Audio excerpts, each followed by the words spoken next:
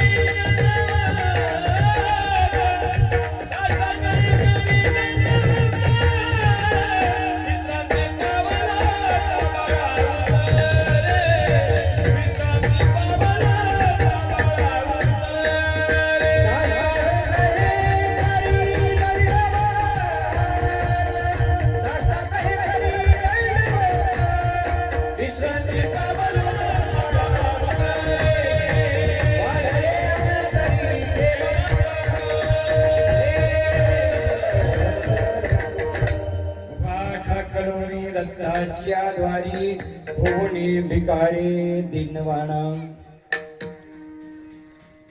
ध्यान मूलं गुरुमूर्ति, पूजा मूलं गुरुपदम, मंत्र मूलं गुरुवाक्यम, मोक्ष मूलं गुरुकृपा। नम नमाते दत्तात्रेया, नम नमाते दत्तात्रेया,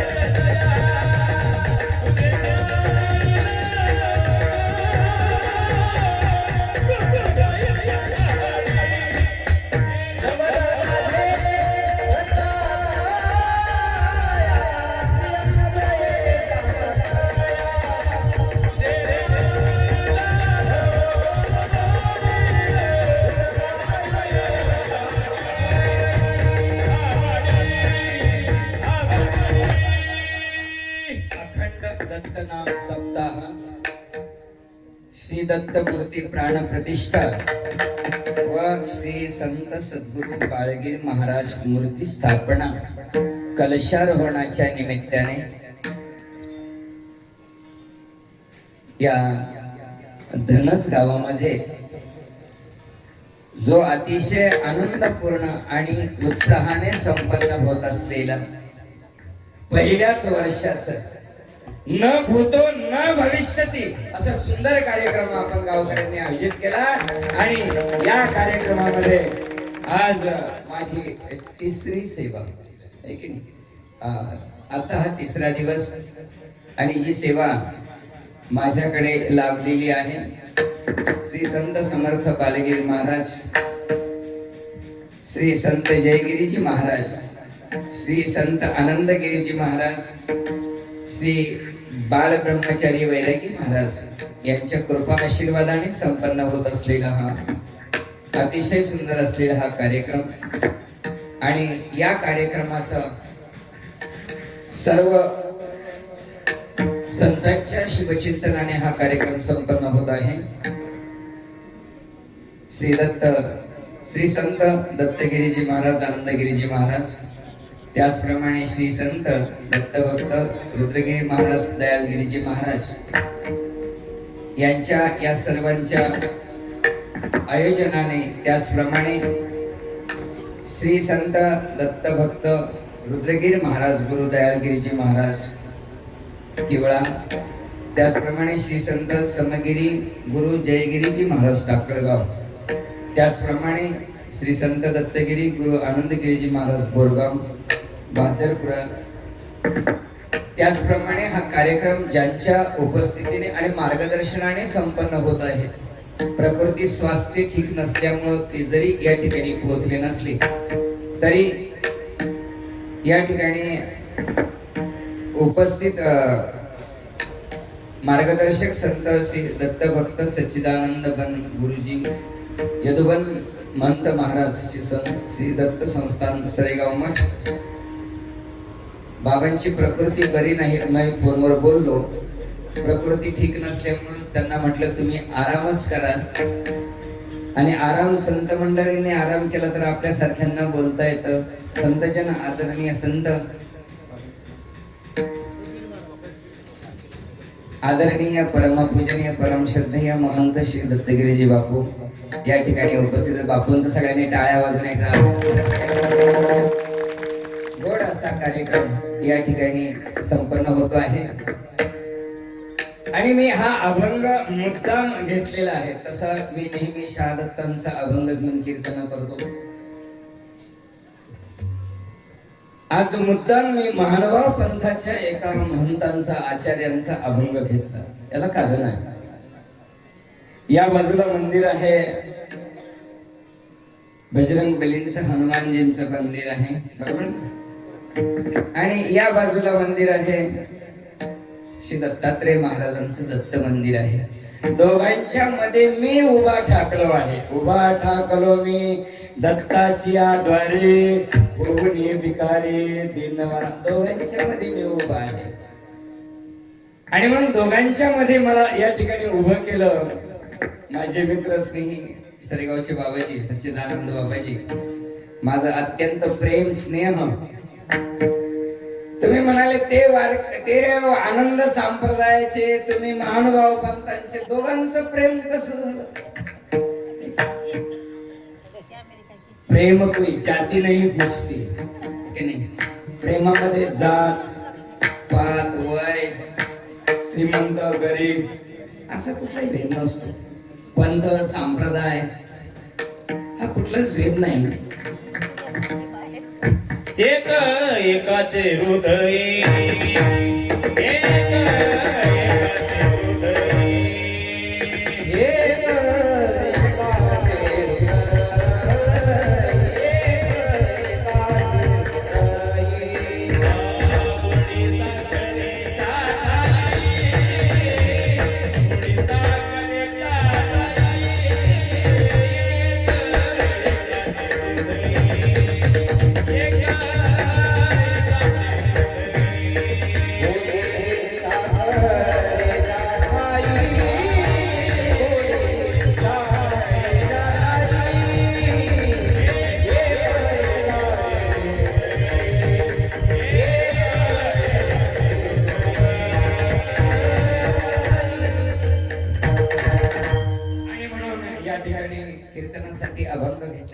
महानुभाव संप्रदायाचं आहे. या गावकऱ्यांना अतिशय धन्यवाद यासाठी देतो. हा कार्यक्रम करणारी जी नियोजित मंडळी आणि तुम्ही सगळे गावकरी मिळून आनंद संप्रदायाच्या या कार्यक्रमामध्ये ऐकणे सुंदर फुलांची माळ तयार करायची आणि सगळ्या सारख्या रंगाची फुलं असली की त्याच्यामध्ये एक वेगळ्या रंगाचं फुल लावलं की त्याची शोभा वाढते की नाही. तसा आनंद संप्रदायाचा सप्ताह आहे. त्या संप्रदायामध्ये एक महानुभाव संप्रदायाच्या संतांना तुम्ही संधी दिली त्याबद्दल सगळ्या गावकऱ्यांचे मनापासून आभार मानतो. सुंदर अशी गायक मंडळी आदरणीय गायनाचार्य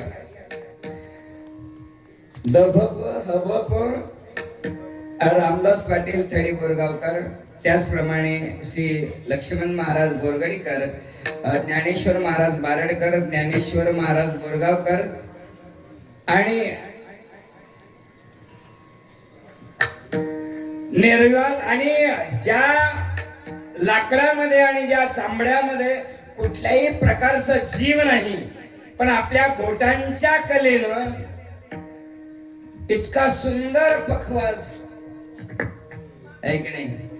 लोक माणसाला नाचवतात पण तुम्ही बोटांनी सगळ्यांना नाचवतात आणि म्हणून पखवाज वाजवणारे मृदंगाचार्य सौरभ महाराज करंजीकर आणि कानिफनाथ महाराज थडी बोरगावकर अतिशय सुंदर पखवाज आणि त्यांचा पखवाज ऐकतच राहावा. टाळी वाजवणं त्यांच्यासाठी एकदा सुंदर असा कार्यक्रमही या ठिकाणी संपन्न होत आहे. चौकदार मारुती महाराज, त्याचप्रमाणे इथं बरीचशी मंडळी आहे.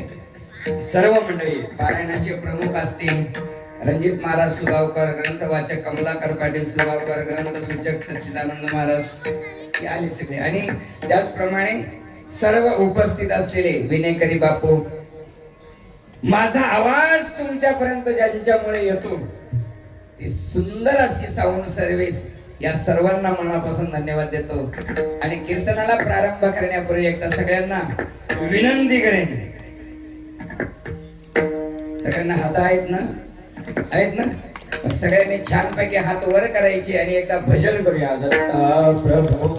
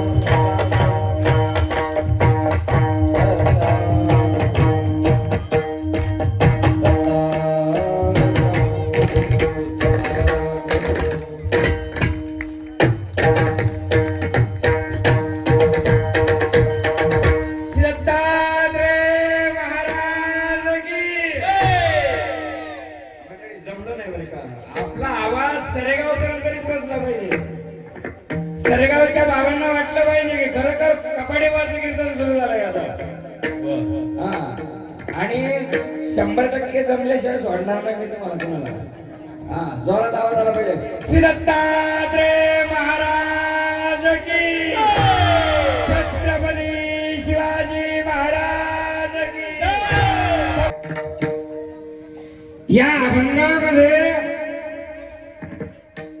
संतांनी मी कुठं उभा आहे, उभा ठाकलो मी दत्ताची द्वारे होनी भिकारी दीन. सुदामबुवा बोलू नका, सुदामबुवा बोलू नका, सुदामबुवा बोलू नका, बोलायचं नाही तुम्ही. राहिलो आहे. उभं राहणं खूप महत्वाचं आहे की नाही? आता उभं राहायचं टाइम संपलं तसं.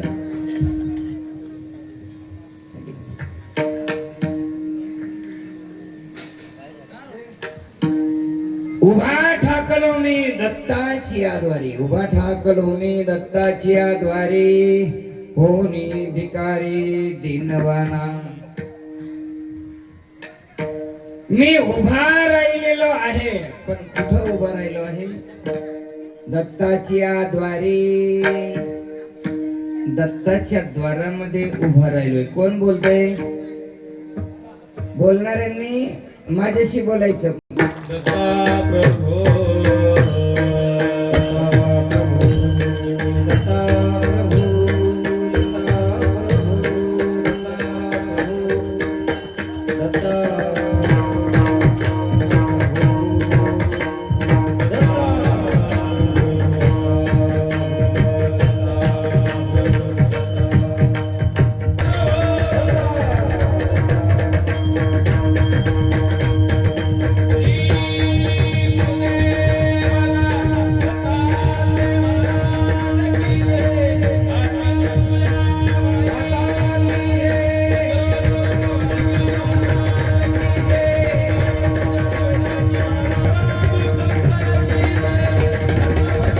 अभंगामध्ये इतकी सुंदरता आहे की या अभंगामध्ये अभंगकारांनी गुरुवर्य श्री बाभुळगावकर बाबा शास्त्री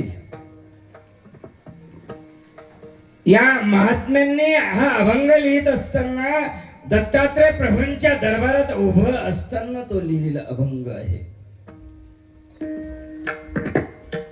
माणसं कुठं उभं राहतात याला जास्त महत्व आहे.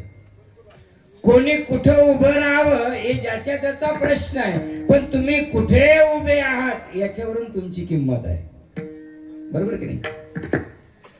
तुम्ही कुठं उभे आहात याला अत्यंत महत्वाचं आहे. उभं राहणं अत्यंत महत्वाचं आहे की नाही? आई असते, आई आपल्या बाळाला उभं करते. काय असते ती आई? आईचं जे प्रेम आहे. दत्त माझी माता, दत्त माझा पिता, बहिणा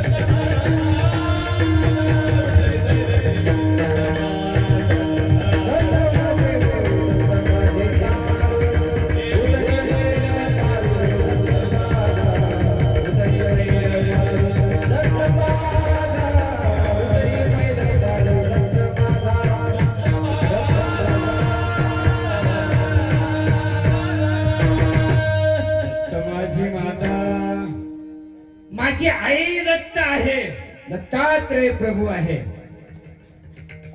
या चहुयुगाचा जो अधिष्ठाता, जो परमात्मा आहे, जो अविनाशी आहे, जो चारी युगामध्ये त्याचा अवतार आहे, असे श्री दत्तात्रय महाराज.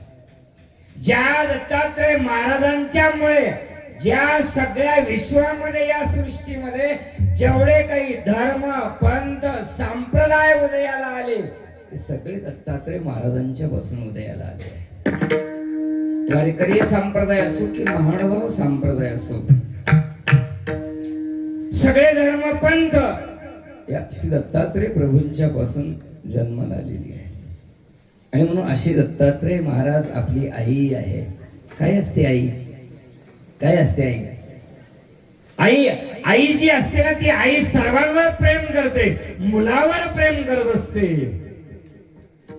बाळ जन्माला यायच्या आधीपासून ती बाळावर प्रेम करते की नाही? तिला फक्त चावल लागू द्या.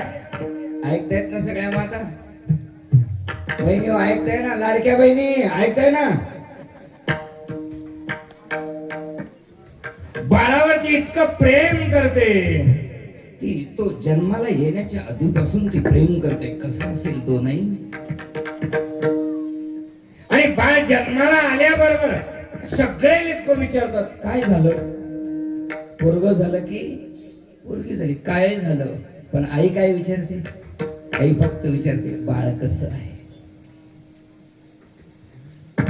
सर्व प्रकारे ती त्याच्यावर प्रेम करत असते. तो हसू लागला म्हणजे ती हसायला लागते, तो रडायला लागला म्हणजे ती रडायला लागते. आणि ती जेव्हा ती बाळाला उभा करते ना दोन्ही बोटावर, अशी आनंद वाटत असतो तिला. ती इतकी त्या बाळामध्ये इतकी मग्न होऊन जाते की तिला आता चॅनलची गरज नाही, तिला आता मोबाईलची गरज नाही, आता तिला मालिकांची गरज नाही, तिला शेजारीन बाई बोलायला आली नाही तरी चालते. इतकं ती प्रेम करते. आता तो उभा राहिला ना, आणि उभा राहिला बोट धरून उभं करते, आणि उभं करता करता त्याला सोडून देते.